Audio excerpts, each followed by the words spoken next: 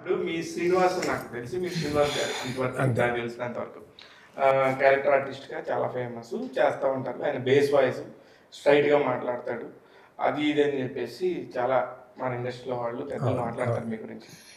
ఈ ఘర్షణ శ్రీనివాస్ అని అంటారు ఎందుకు? ఘర్షణ టైటిల్ని నేను నా కష్టార్జితంతో అప్పటికి 400 రూపాయలు సంపాదిస్తున్నా. దాంట్లో నుంచి 75 రూపాయలు పెట్టి రిజిస్ట్రేషన్ పెట్టినాం. ఎందుకు రిజిస్ట్రేషన్ చేయాలిగా, టైటిల్ రిజిస్ట్రేషన్. అసలు మీరు ఇటు ఎందుకు వచ్చారంట? నేను అయితే మా బావమరిది నేను ఈ సినిమాలంటే బాగా పిచ్చి. కోతల రాయుడు సినిమా షూటింగు చిరంజీవి గారిది. నేను ఫస్ట్ టైం ఆ సినిమా షూటింగ్ చూశాను. డైరెక్ట్ షూటింగ్ చూసాను, డైరెక్ట్ సారథిలో డైరెక్ట్ షూటింగ్ చూశాను. సో అప్పుడు గిరిబాబు గారా కేవి చల్లమ్మ ఎవరు ఉన్నారు. అయితే చిరంజీవి గారు కొట్టేది ఉంటుంది.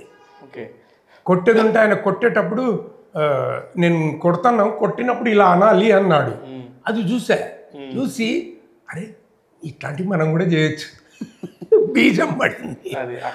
అందుకే చిరంజీవి గారు అంటే ఫస్ట్ సినిమా షూటింగ్ చూసింది చిరంజీవి గారు, కోతల రాయుడు. తమ్మాడి భరద్వాజ గారు అప్పటికి నాకు ఎవరు తెలియదు.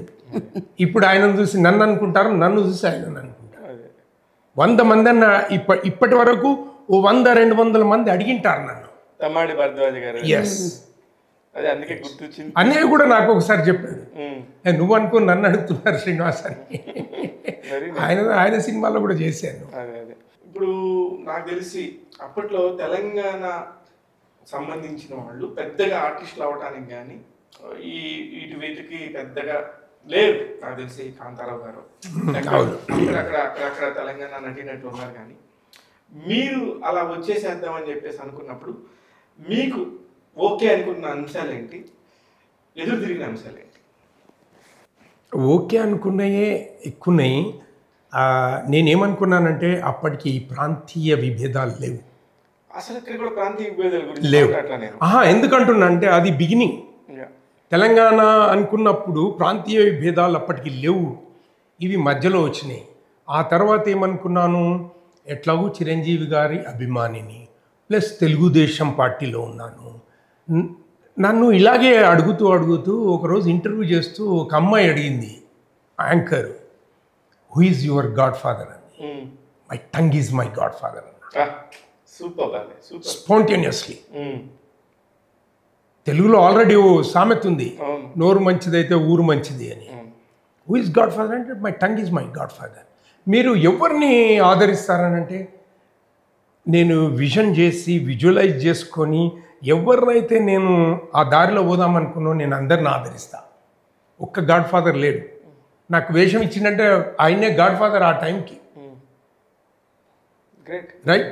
ఇప్పుడు మనం మంచిగా ఉండాలి. నేను ఇప్పుడు 200 పైచులకు సినిమాల్లో చేశానంటే నేను ప్రాంతీయంగా నన్ను తీసుకున్నారా? ఆ కోవకు వస్తే నిజంగా ఆ ప్రాంతం వల్ల ఎక్కిచ్చారు కదా నాకు. అట్లా నేను అనేది నేను ఉద్దేశం అది కూడా చెప్పట్లేదు. కాకపోతే పరిస్థితులను అలా బేరీజ్ వేసుకుంటూ మనం మంచిదైతే వేషాలు అవే వస్తాయి. మనం నిజాయితీగా ఉంటే, మనం సక్రమమైన పద్ధతిలో డెడికేటెడ్గా పనిచేస్తే, నేను చెప్పాను కదా మనం విజన్ గోల్ కష్టపడి పనిచేస్తే ఖచ్చితంగా రీచ్ అవుతామని. అది నా విషయంలో కరెక్ట్గా అదే జరిగింది. పనిచేయడం అంతే. కొన్ని ఎదురు దెబ్బలు అంటే ఇక చిన్న మైన్యూట్ థింగ్స్. కానీ నాకు అర్థం కాని విషయం ఏంటంటే, నేను ఒక 23-24 ఏళ్ళ నుంచి ఈడే ఉన్నాను కాబట్టి ఎంతోమంది ఆర్టిస్టులు ఒక చిన్న వేషం కోసం ఒకరోజు స్క్రీన్లో కనబడాలని ఎదురు చూస్తూ ఉన్న ఈ పరిస్థితుల్లో మీలాగా వ్యాపారాలు చేసుకుంటా, మీలాగా ఒక పని మీకంటూ క్రియేట్ చేసుకున్నా కూడా మళ్ళీ మీకంటూ ఒక తలుపు తట్టి ఒక సినిమా ఇండస్ట్రీలోని కళామ తల్లి మిమ్మల్ని పిలిచి ఒక వేషం ఇస్తుంటాం అనేది నిజంగా ఆశ్చర్యం. ఎస్. ఎందుకంటే చాలా మంది కూడా వాళ్ళ పనులు చేసుకుని రిటైర్మెంట్ తర్వాత కూడా మళ్ళీ స్క్రీన్ని ఎంజాయ్ చేస్తున్నారు. అది ఒకటి నేను థ్యాంక్స్ చెప్పాలంటే తేజ గారికి. ఓకే. లక్షల ఫొటోస్ వచ్చినాయి. ఆయన దృష్టిలో నా ఫోటో మంచిగా అనిపించి పిక్ చేశారు. నాది నా సన్ ఇద్దరిది పిక్ చేశారు. ఇంటర్వ్యూకి వెళ్ళాను, పేపర్ యాడ్లో వచ్చింది, అప్లై చేశా. అప్లై చేస్తే జై సినిమాలో అవకాశం వచ్చింది. సూపర్. అక్కడి నుంచి నెక్స్ట్ ఇమ్మీడియట్గా ఘర్షణ. దాని మధ్యలో ఇంకొకటి సినిమా చేశా, అది రిలీజ్ అవ్వలేదు, వస్తా నీ వెనుక అని. దాంట్లో విలన్ రోల్ చేశా. మన శివాజీ రాజా గారు నాకు పిఏ రోల్ చేశారు, నేను సెంట్రల్ మినిస్టర్ రోల్ చేశాను. దాంట్లో నా 8 సీన్స్ ఉన్నాయి. ఆ సినిమా రిలీజ్ అవ్వలేదు. అపూర్వ గారు వీళ్ళంతా నేను కలిసి చేశాను. ఆ తర్వాత ఎక్కడో సెలెక్షన్స్ అవుతున్నాయని ఘర్షణ అనుకున్నాను. అక్కడికి వెళ్ళేసరికి గౌతమ్ మీనన్ గారు నేను కనిపించాను ఆయనకు. ఠక్న విదిన్ నో టైం ఈ సెలెక్టెడ్ మీ. నెక్స్ట్ డే వచ్చే షూటింగ్కి వచ్చేసేమన్నారు. వెళ్ళాను.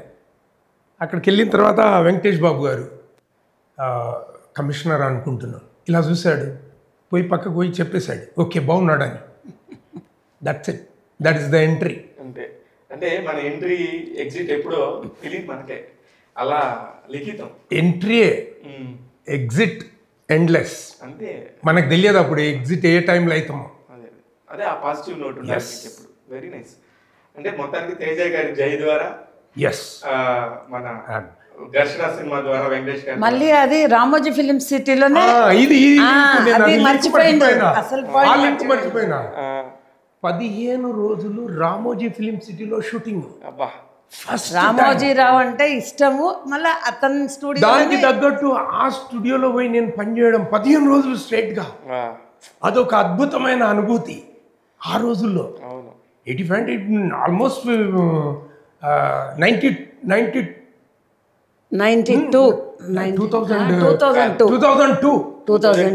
ఏళ్ల క్రితం.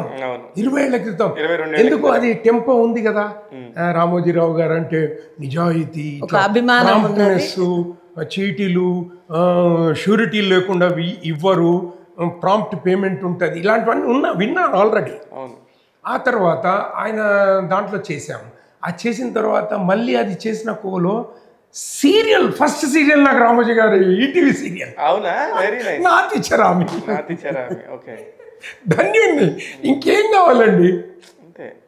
ఒక లెజెండ్ తోని లింకప్ అయితే ఎన్ని రకాలు. అదేవిధంగా నేను ఇంకొకటి కూడా షేర్ చేసుకోవాలి, మీరు అడగకుండా ఇది షేర్ చేసుకోవాలి. ఫస్ట్ ఇంటర్వ్యూ ఎవరు చేశారో తెలుసా అండి? నన్ను లైన్లో నిల్చున్నాను, దాసరి నారాయణరావు గారు, the great legendary man, direct face to face dialogue చెప్పు అన్నాడు. అందరూ వేల మంది లైన్లో నిల్చున్నాడు. అప్పుడు తృప్తి కలిగింది. సెలెక్టెడ్ లిస్ట్లో నిల్చో అన్నారు నన్ను. అంటే డైలాగ్ చెప్పాను ధైర్యంగా, అక్కడ ఏదో ఒకటి చెప్పాను, అది చెప్పినందుకు సెలెక్టెడ్ లైన్లో నిల్చున్నాను. తర్వాత కట్ చేస్తే ఆయన సీరియల్స్లో చేశాను, ఆయన డైరెక్షన్లో పనిచేశాను, ఆయనతో పాటు పనిచేశాను, ఆయన సినిమాల్లో చేశాను. ఆయన కూడా అదే అదే అదే అంత అదృష్టం మీకు. అదే మీకు సంబంధం లేని ఫీల్డ్ లాగా. ఎస్, రియల్లీ నాకెవరు లేరు, నా పూర్వీకులు ఎవరు లేరు. మా అన్నయ్య కూడా యాక్టర్, కానీ ఆయన కొన్ని రోజులు చేసి మానేశారు. ఆ తర్వాత నాకు ఈ అవకాశం అందిపుచ్చుకున్నాను. ఇప్పుడు మీ అన్నయ్య చిన్నగా అప్పుడప్పుడు కొన్ని సినిమాల్లో నటించి అమెరికా వెళ్ళిపోయిన తర్వాత ఇక్కడ మిమ్మల్ని చూసినాక ఆయన ఎలా ఫీల్ అయ్యారు? ఆయన హ్యాపీ ఫీల్ అయ్యాడు మా అన్నయ్య. ఇప్పుడు కలిసి మేము ఇద్దరం కలిసి ఊ కొడతారా ఉలిక్కి పడతారా బాలకృష్ణ గారు 9 days we worked together. Okay, fantastic. అప్పుడు ఎన్నో మెమరీస్ పంచుకొని ఉంటారు. yes sir, we are like very close brothers. ఒక్కరమే, ఇద్దట్లో ఒక్కరమే అన్నట్టు ఉంటాం. డిసిషన్ మేకింగ్స్ అన్నీ సేమ్ ఉంటాయి. అప్పుడప్పుడు మా వాళ్ళంతా కన్ఫ్యూజ్ అవుతారు. నేను ఇక్కడ ఏదన్నా ప్రశ్నకు జవాబు చెప్తే అదే జవాబు మా అన్నయ్య యుఎస్ నుండి కూడా అదే జవాబు అట్లాగే చెప్తాడు. అడుగు కావాలంటే ట్విన్స్ లాగానే ఉంటారు, ఆలోచన విధానము. ఎలా అనిపిస్తుంది మేడం? ఇలా ఏంటిది వీళ్ళు ఒకటి అడిగితే ఇద్దరు ఒకేలాగా చెప్తున్నారు అనిపిస్తుందా? కన్ఫ్యూజ్ అవుతారు అందరూ, చాలా కన్ఫ్యూజ్ అవుతారు. కానీ ఫ్యామిలీ ఇప్పుడు ఇట్లాగా అనుకున్నప్పుడు మీరు నిజంగా చాలా బాగున్నారు. పెద్ద ఫ్యామిలీస్, చాలా మంది ఫ్యామిలీస్ చాలా ఇబ్బందులు పడతారు. ఒక ఇద్దరు అన్నదమ్ములు ఉంటేనే చాలా ఇబ్బందికర పరిస్థితుల్లో ఈ టైంలో ముగ్గురు అన్నదమ్ములు, ముగ్గురు అక్కచెల్లెలు, పెద్ద ఫ్యామిలీ, 6 కుటుంబం. ఒక అన్నతో ఇబ్బంది పడుతున్నాము, వీఆర్ లీవింగ్. అయితే ఇలాంటి టైంలో కూడా ఇట్లాగా 2 అన్నదమ్ములు ఇంత బ్యూటిఫుల్గా ఉండటం అనేది మీరు ఎలా మెయింటైన్ చేశారు వీళ్ళందరితో? హ్యాపీగా ఫీల్ అయింది. ఎందుకంటే తను 10 years యూఎస్లో ఉన్నారు. మరి జాయింట్ ఫ్యామిలీ కదా, అత్తయ్య, మామయ్య, తోటికోడలు, వాళ్ళ పిల్లలు, అట్లా అందరితో పాటు కలిసి ఉండి తను లేని లోటును అందరితో పాటు ఉండి షేర్ చేసుకున్నందుకు వాళ్ళకి చాలా థ్యాంక్స్ఫుల్ నేను. ఓ వెరీ నైస్.